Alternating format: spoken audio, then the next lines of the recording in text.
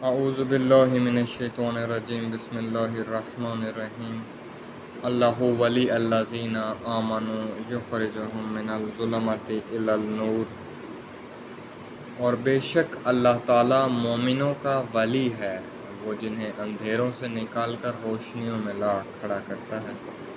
آج جو ہمارا موضوع ہے وہ ہے فلسفہ علم، یعنی علم کیا چیز ہے، یا ہم علم حاصل کرتے ہیں تو اس کا مقصد علم ہم کس لیے کرتے ہیں۔ اس میں کچھ چند ہی باتیں آپ کو بتانے کی ہیں۔ وہ یہ ہیں کہ فرسٹ آف آل کہ ہمارے ہاں علم کا غلط مطلب لیا گیا ہے، اور غلط مطلب لے کر ہمارے مفسرین نے و ہمارے جو استاد محترم شخصیات ہیں، جو ہمارا ٹیچر طبقہ ہے، انہوں نے اس علم کو ایک اس غلط مطلب کو ایک بہت ہی مؤدبانہ حدیث کے ساتھ جوڑا ہے۔ میں آپ کی خدمت میں وہ آئیڈیالوجی عرض کرنے جا رہا ہوں جو آج کل کے معاشرے میں ایگزسٹ کر رہی ہے۔ وہ آئیڈیالوجی کون سی ہے؟ وہ ہے کہ علم حاصل کرنا ہر مرد عورت پر فرض ہے۔ اب اس علم کو ہم نے علم دنیاوی سمجھا ہوا ہے، یعنی کہ مختلف شعبہ جات کے علوم، مختلف لینگویجز کا علوم۔ تو جو رسول اللہ صلی اللہ علیہ وسلم نے جس علم کا بات کیا ہے، علم کی بات کی ہے، وہ علم دینی ہے۔ اب ایسا نہیں ہے کہ علم الدین کا مطلب جو دین کا علم ہے وہ فقط کچھ مصلحات پر یا فقط کچھ رسم و روایات پر مبنی ہے، یعنی کہ آپ نے غسل کا طریقہ کیسے کرنا ہے، مستحبات پر مبنی ہے، یعنی آپ یہ کام کرنے تو ثواب ہوگا، یہ گناہ ہے نا۔ دین ایک ضابطۂ حیات ہے جس میں مختلف پہلو ہیں، جس طرح عرض کی تھی آپ کو کہ فقط تسبیح پکڑ کر اور مصلی پر بیٹھ جانا، اللہ اللہ کر لینا دین نہیں ہے، بلکہ مقصد خلقت تک پہنچنے کے لیے ہر وہ کام جو آپ کو کرنا پڑے اور آپ کو مقصد خلقت تک پہنچائے وہ دین ہے۔ چاہے وہ آپ دینی علوم نہ بھی لے جائے، آپ کوئی فرانسیسی علوم لے رہے ہوں، لیکن اگر مقصد خلقت یہ نہیں ہے تو پھر آپ کا اسلام پڑھنا بھی کوئی فائدہ نہیں ہے۔ یعنی اگر آپ کو ایک چیز ہے جو مقصد خلقت تک پہنچا ہی نہیں رہی، اس کو آپ بارہا پڑھتے جا رہے ہیں تو اس سے کوئی آپ کا فائدہ نہیں ہے۔ کبھی دینی کچھ چیزیں بھی جو انسان بارہا عادتاً کر رہا ہوتا ہے، عرض کی تھی آپ سے کہ ہم نماز کو عادتاً پڑھتے ہیں، ہم قرآن کو عادتاً پڑھتے ہیں، ہم ایون کہ علم جو حاصل کرتے ہیں وہ عادتاً کریں۔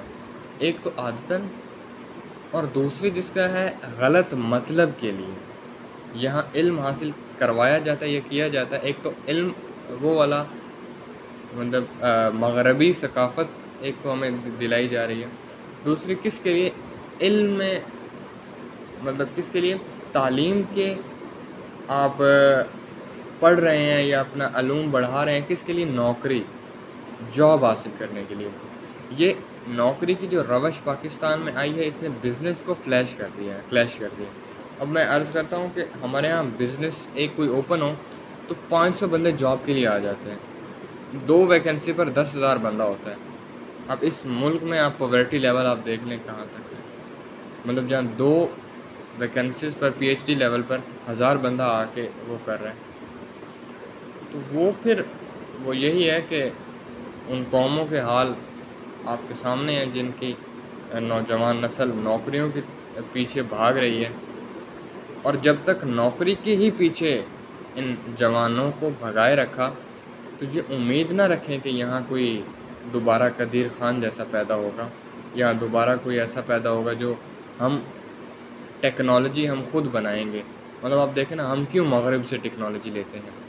ہم خود ٹینک کیوں نہیں بناتے؟ مطلب یہ وومن رائٹ پر 8 مارچ پہ خواتین جو نکلی تھیں، یہ نکلیں باہر اور یہ آ کے کہیں کہ ہماری نسل ہی کیوں ناکام ہے ان چیزوں میں۔ کہیں نہ کہیں تو مسئلہ ہے نا، وہ مسئلہ 2 جگہ ہے، ایک تو تربیت میں ہے، وہ عرض کروں گا انشاءاللہ تعلیم و تربیت والے میں۔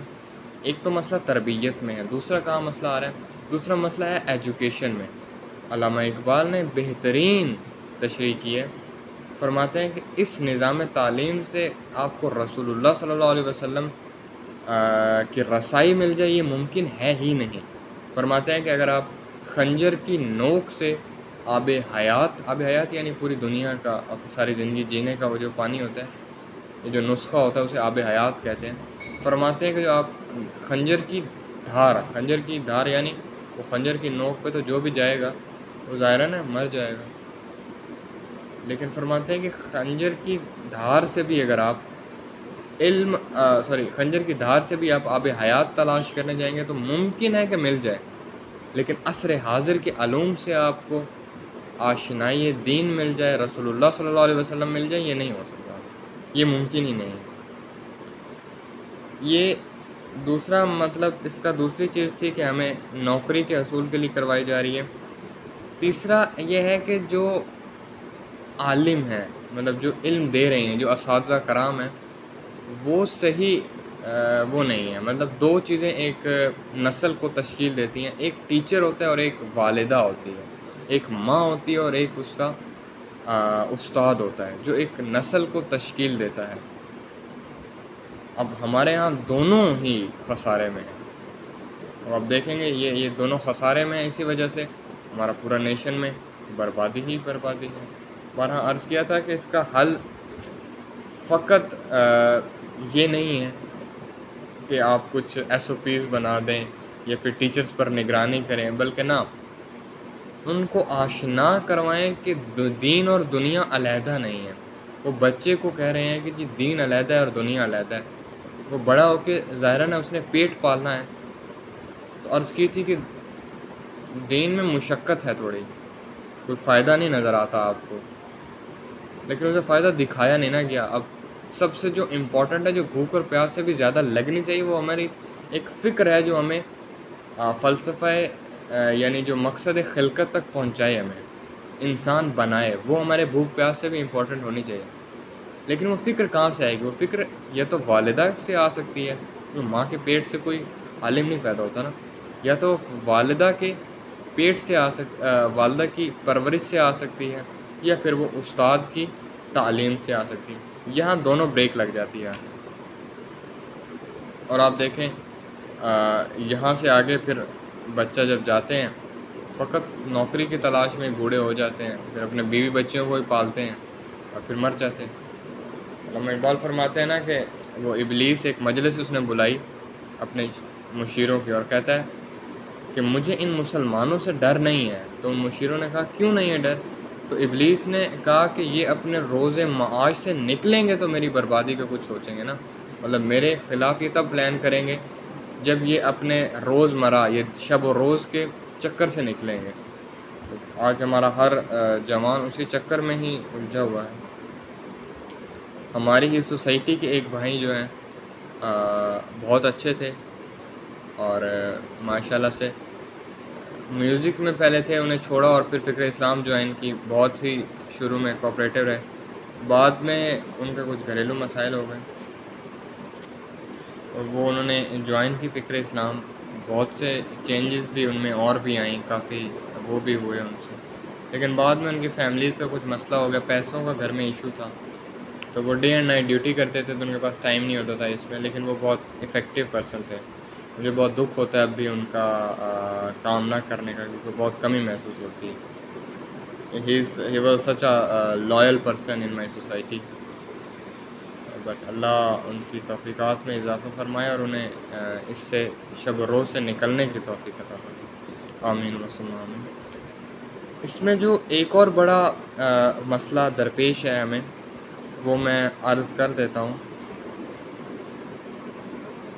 ہاں، وہ یہ ہے کہ ہمارے جو ٹیچر بھی طبقہ ہے نا، وہ اس مقصد سے نہیں جاتا کہ میں نے بچے کو پڑھانا ہے، یا میں نے اسے علم دینا ہے، یا میں نے اسے ایک سیدھا راستے پر چلانا ہے۔ اس کے ذہن میں یہ ہوتا ہی ہے کہ میں ایک امت سازی کر رہا ہوں، میں ایک نسل سازی کر رہا ہوں۔ اس کے ذہن میں فقط پیسے چل رہے ہوتے ہیں، وہ منتھ کی فرسٹ کا انتظار کر رہا ہوتا ہے، وہ لیکچرز نہیں لیتا اس کے لیے،